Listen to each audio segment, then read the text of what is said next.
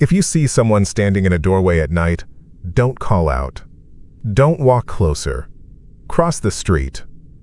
Cross the whole neighborhood if you have to.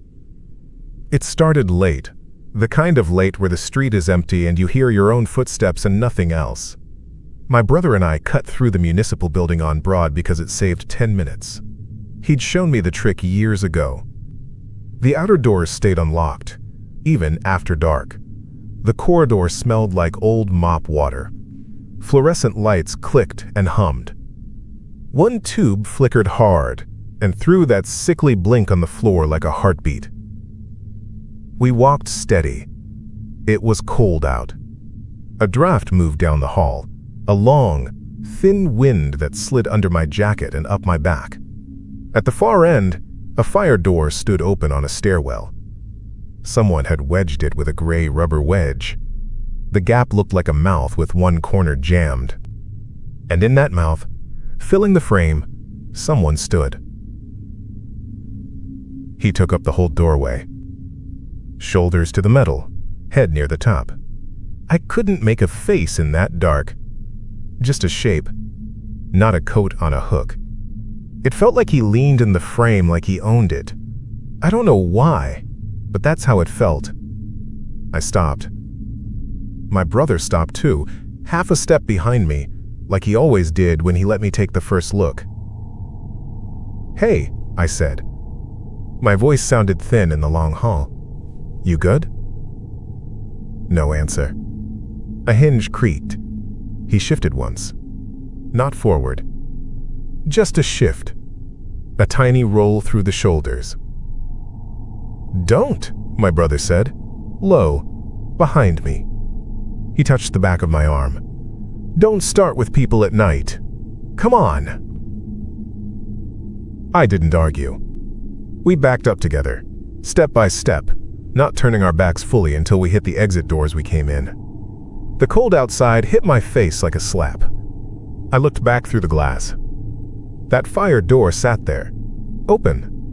I could see the sliver of him in the frame. He hadn't followed.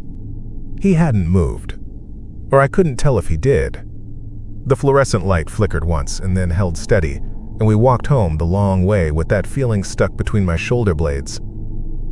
"I hate that cut-through," my brother said. He blew his breath into his hands. "Always told you." "You told me to use it," I said. "Not anymore," he said. I didn't think about it all day. I went to work. After, I met him at the corner store. We walked up to my place. It was early dark, that time of year where 4:30 looks like midnight through dirty glass. We didn't cut through anything. We stayed on the main streets, under the dull orange of the lamps. We passed the loading entrance behind the grocery, where the metal gate is never all the way closed. Somebody had rolled it up just enough to wedge a door with a brick. I glanced out of habit. In the gap, in that little triangle of doorway, the same shape stood. The frame was different. The vibe was not. He filled it. I stopped walking. "You see that?" My brother saw. He squared up a little like he did when he got annoyed. "Probably security," he said.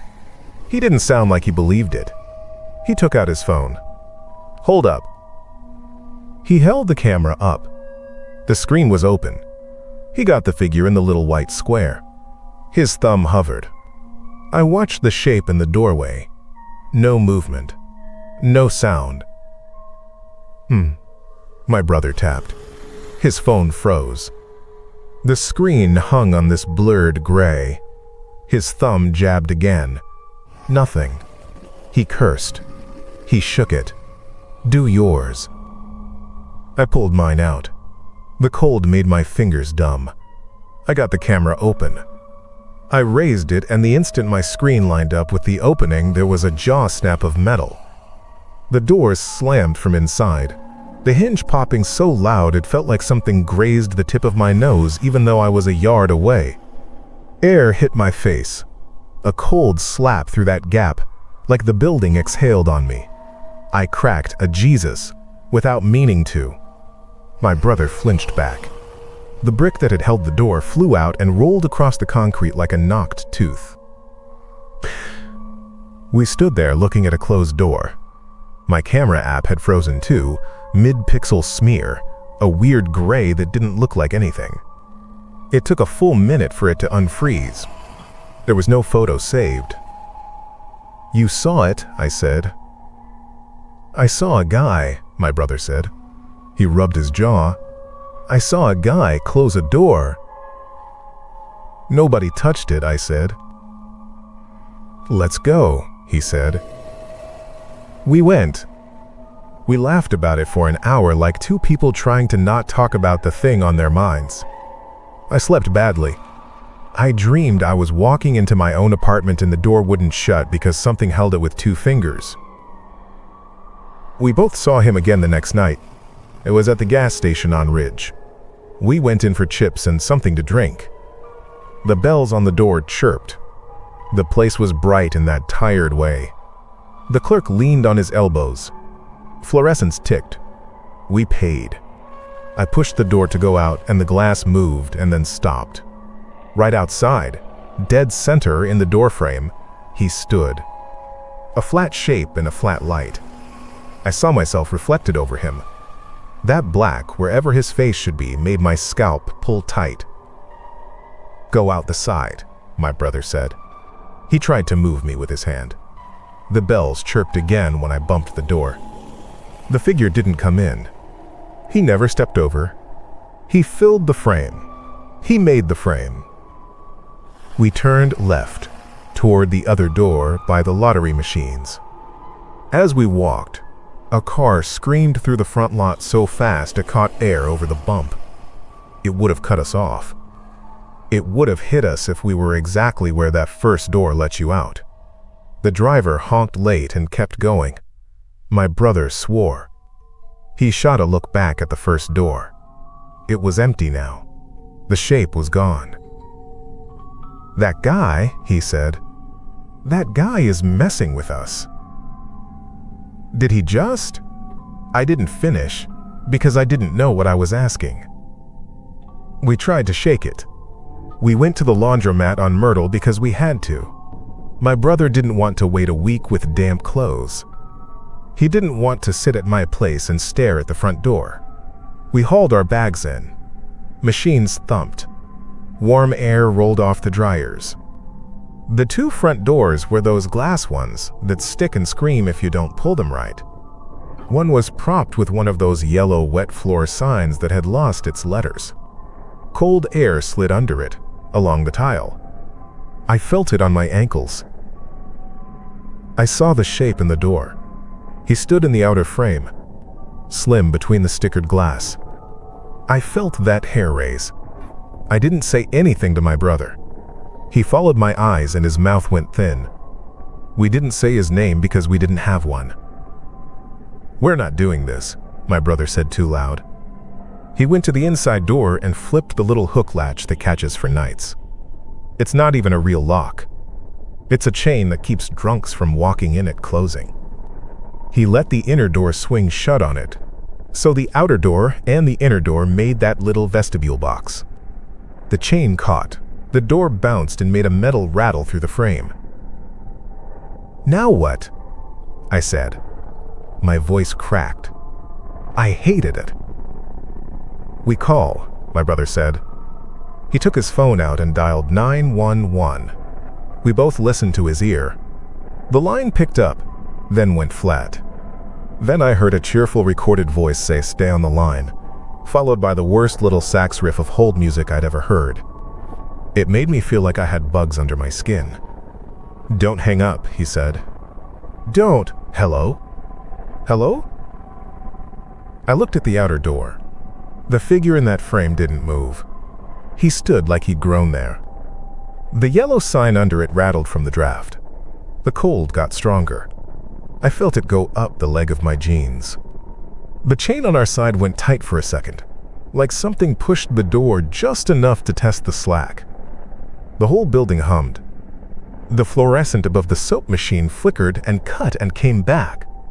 I raised my phone without thinking and turned on the flashlight. I swept the light at the outer door. The beam hit the glass, and glare bounced in my eyes. When I cut it left and back, the beam lit the inner door instead, and for a split blink, he was inside the vestibule, flush to the inner frame. I swore. I jerked the light again, to the hallway to the bathrooms. There he stood, deep in that. A shape in that doorway. No walking. No in between. Just there each place my light touched a rectangle. "Leo," I said to my brother. I don't know why I said his name like that. He didn't answer. He was trying to shout over the sax to the dispatcher, who had not yet come on. The chain tugged again. Metal scraped against metal. The hook turned. It wasn't supposed to do that. It was supposed to stay. It turned anyway and laid down slow, like someone had wedged something under it and rolled it. The door pressed an inch, then two. The chain went taut, then got slack, then taut again like it had something jammed in the catch. I couldn't see what. The figure stood in the inner frame. He didn't have to press. The air through the opening got so cold, my fingers hurt. "Come on," my brother said. He let the phone keep its stupid song and grabbed my sleeve. Back door. We slipped along the machines. Soap bubbles popped in the trays and smelled sweet for a second, like flowers stuck in a freezer. We hit the back door. He slammed the panic bar. It made that very specific scream, like somebody tearing a sheet. We pushed into the alley. The door swung, and we came out into the dark. The alley was just that strip of concrete between our building and a garage with a motion light that never really came on. It flicked a few times and warmed to this sick yellow. At the mouth of the alley, in the cheap chain-link gate, in that square, he stood. He made the gate a frame. He stood relaxed. He looked like a shadow that understood hinges. "Which way?" my brother asked me. I couldn't think. I watched the gate. The figure didn't come in. "We cut through the lot," I said. "By the dentist." We ran the other way, toward the gap in the fence where kids cut through. I don't do a lot of running. My chest burned. My brother had the bag of towels under his arm, banging his ribs.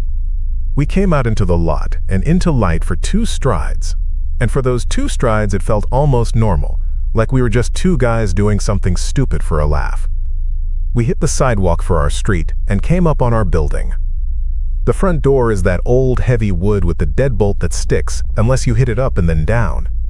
My brother fumbled the keys. He swore. He got the lock. We went in. We heard the pressure of the street cut off. The vestibule smelled like old dust and fried oil. The door shut behind us with the weight of wood. The bell inside the wall made that little thunk it makes when the door seals. In the frosted glass of the inner door, a shadow cut across the light from the hallway beyond. It stood there, a long blot.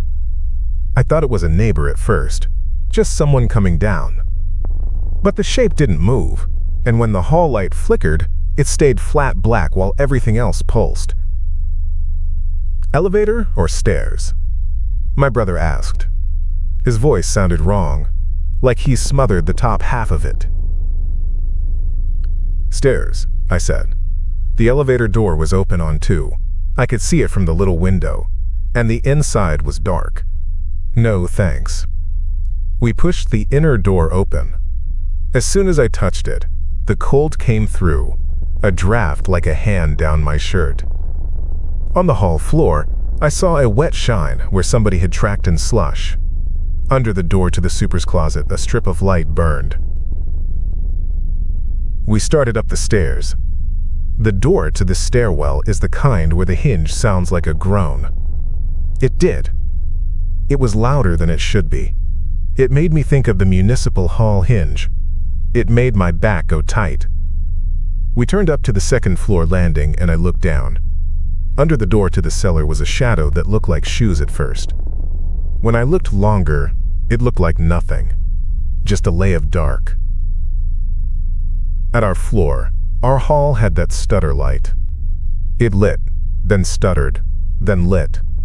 Our unit was 3 down. By the 3rd stutter, I saw him in the frame of the apartment across from ours. That door is always open because they're doing drywall. He stood in that frame like he owned that apartment. I fumbled our keys. They made a ring noise too loud. I looked through the peephole without thinking. It showed me a gray bubble of fisheye nothing. I could not see the hall through it. I blinked. I wiped it with my sleeve. Still nothing. It felt like looking into the wrong end of something. "Hurry," my brother said. His hand shook when he passed me the right key. I put it in. I turned the deadbolt. It stuck, like always. I thunked it up and then down and it caught. I shoved the door. It opened. We rushed in. I threw my weight and tried to kick it shut. I swung the chain latch out and up with my thumb to catch the little slide-on and let the door pull it into place. The chain slid, bit, and then stopped like something was catching it. It didn't sit in the slot right. The door stuck open a finger's width. The chain pulled tight and sang back with this metal hum.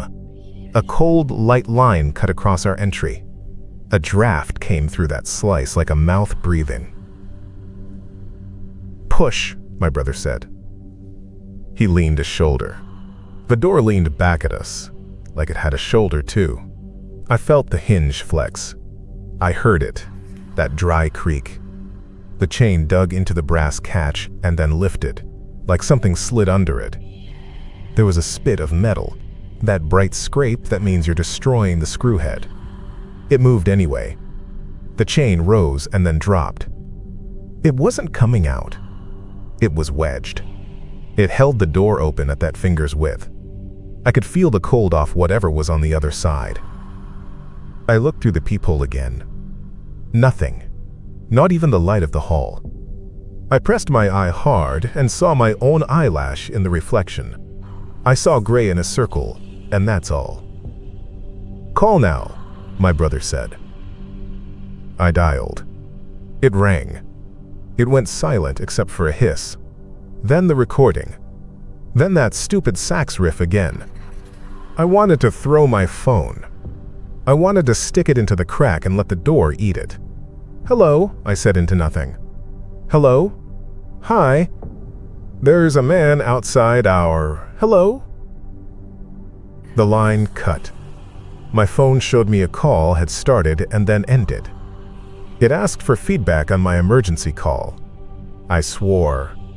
I dropped it and picked it up and wiped my hand on my shirt like I'd touched something. We stood there with the door held open by a chain that had decided to be someone else's chain. The hall light went off. The hall light came on. We both breathed too loud. "He's in the hall," my brother said. His voice had that thin top now. "He is probably in the hall." "He never comes in," I said, like I knew this man. "He never steps in. He's in the doors." "What?" my brother said. I don't know what I meant. I grabbed my phone and turned on the flashlight again. I swept it across the kitchen and it caught the bedroom door. The beam made a rectangle on it. In that bright rectangle, he stood for a quarter breath. My throat locked. I snatched the light to the bathroom door, and then he stood there instead. My hand shook. I hit the beam back to the front. There at the crack in our own front door frame, he was flat against it like a shadow glued to wood. I turned it off. The dark made that choice for me. "I'm going to the super," my brother said. "He'll have a bar. He'll fix the chain. We'll get him. We'll..." He moved before I could argue. He set his shoulder. He pulled the chain up with his fingers to make an inch. He slid through the gap into the hall like a kid squeezing between the couch and the wall. His jacket scraped the door. I put my fingers on the chain like I had something to contribute. My nails scraped the metal. He got out. The door wanted to close but couldn't because of that wedge catch. I heard his steps on the carpet. They went right, toward the stairwell. I heard the stairwell door moan reopen like it had an old ache. I heard the hum of the building get louder. "Don't," I said to an empty apartment. "Don't go down there." I pulled hard at the chain to try and unjam it. It didn't move. It was stuck at an angle I couldn't see. It had some piece of flat metal or plastic in it, something that made it a lever and not a latch. Something pushed it the way it had moved at the laundromat. I got the deadbolt out as far as I could without the door being flush. It clicked uselessly against air. I cussed at the door like it could care. The cold through that inch burned my knuckles. I heard a thud. I heard a shout from my brother. Sharp, one syllable, his name for pain. The building gave this little drop, like a man had jumped on the stairs somewhere. Then the long groan of wood dragged across concrete. I could see the stairwell door at the end of the hall out of the smear of view the crack gave me. The metal bowed. It buckled. Somebody on the other side pulled or pushed. I couldn't tell which. The top hinge squealed. I dropped the chain. I yanked the door open as much as it would go and slid through where my brother had. It took skin off my side. I didn't feel it until later. The hall smelled like cold dust. It tasted like it too. I took 2 steps, 3, toward the stairwell. He was there in that doorway. Of course he was. He filled it and framed it and made that door a completely different thing. He didn't block me. He didn't step forward. He stood, shoulders square, and I saw what was on the other side of him. Not steps, not like they were supposed to be. The whole landing had dropped. There was a black mouth of space where the concrete had given way. The metal railing poked out into nothing. The shaking from the washers in the cellar had cracked it to hell, and the maintenance guys had left a sawhorse and a caution tape on the far side. I could see it down the shaft like a stupid idea. My brother had his shoulder braced to the inside of the door, trying to hold it, because that's what you do when a door comes for you. He had his feet on that little lip where the hinge sits. He looked back at me when he heard me say his name, and his eyes did that thing where they go white around the edges. "Get back," he said. "Don't come." The top hinge let go with a pop you feel in your teeth. The door buckled. The whole thing moved toward the hole like a lid slamming shut on a box. I stepped wrong. My foot slipped in the wet on the hall carpet. I felt my knee go. I pitched. Hands grabbed me by the front of my jacket, clean and hard. They were too cold and flat to be hands, but they held like a vice. I didn't see them. I felt the yank. I came up off my toes. I hit the wall instead of the hole. The door went. My brother's hands opened because he had no door to hold anymore. He went with it, not far, but far enough to disappear once and slam into the second run. I heard the kind of sound a person makes when breath knocks out of them. That is a sound you don't forget. It's worse than any scream because a scream can be wrong. That sound is only ever one thing. I was on my back and the hall looked like it was moving because the fluorescent above me flickered. I pushed up. I saw the stairwell, that black mouth. I didn't see the figure in it because he had moved with me, like he only existed where a frame did. He was in the apartment door at the end, now. He stood there easy, like a doorman with nowhere to be. I looked back to the stairwell and he was there again, filling it. He didn't step. He didn't cross the carpet. He existed where the door did. He had dragged me away. He could have pulled me in. He didn't. I slid to the lip and peered down. "Hey, I called. Hey, say something." "I'm here," my brother said. He sounded awful. He sounded small in that tube. I think my ankle," he said through his teeth. "Don't jump down. Don't." "I'm not," I said. My throat hurt. I scrambled back to the apartment and fought with the chain again like an idiot. It wouldn't go. I gave up and ran to the super's door. I banged until my hands stung. He opened in his socks with one eye. He saw me. He looked past me. No questions. He went for a flashlight and a roll of something he kept for emergencies that looked like a belt made out of seat belts. "Call," he said as he moved. "Call right now." I called. 911 picked up. Finally, a real person. I said the address wrong the first time, and then said it again right. I said stairwell collapse and fall and breathing, and then I had to hang up because the super needed me to hold something and because my brother yelled when they tried to pull him up the wrong way. We got him with the belt thing under his armpits. The super swore soft the whole time in another language. I cried a little by accident and tried to do it so no one saw. We hauled. It wasn't pretty. My brother's shoe dangled by a lace. His sock was red on the heel. Light gore, nothing cinematic. The paramedics arrived fast because collapse gets attention. They took him. They asked questions that felt like accusations. I answered whatever they wanted.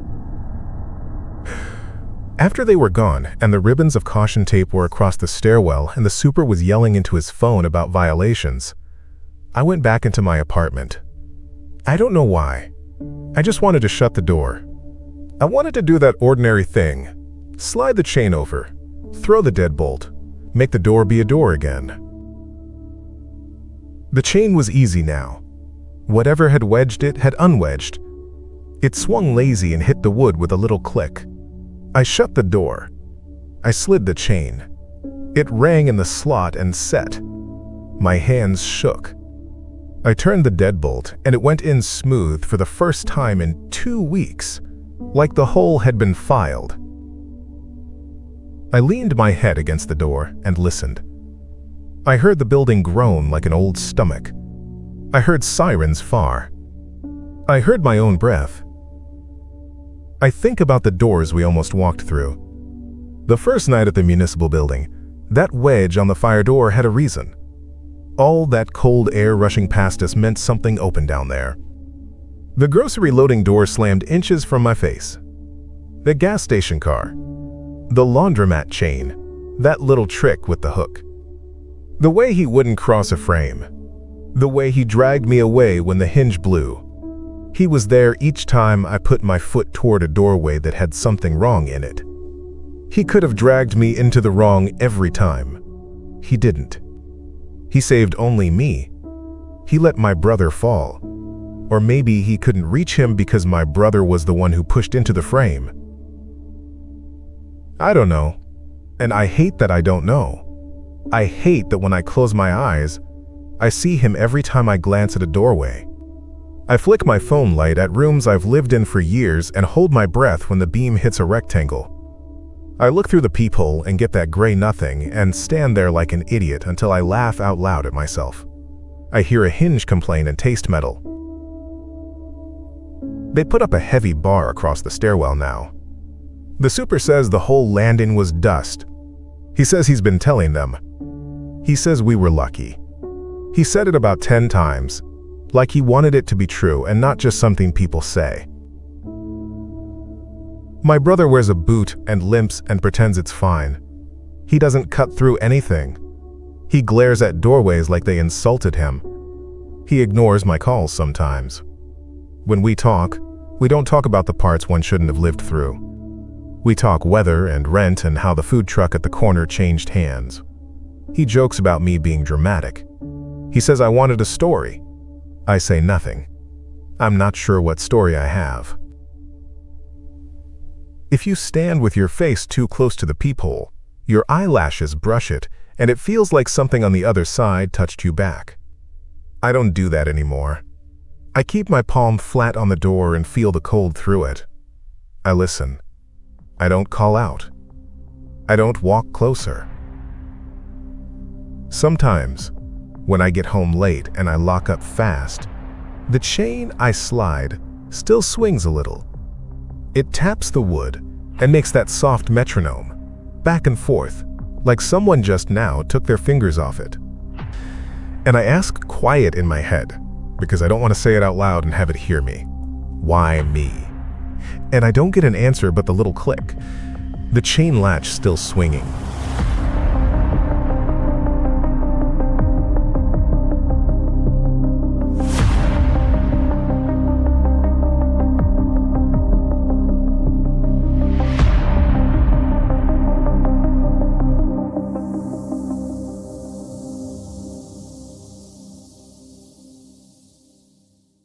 Every story has a price. For this one, it's simple: a like and a subscribe. That's how we keep the ritual going. Miss a step, and the next upload might not find you. See you in the next one.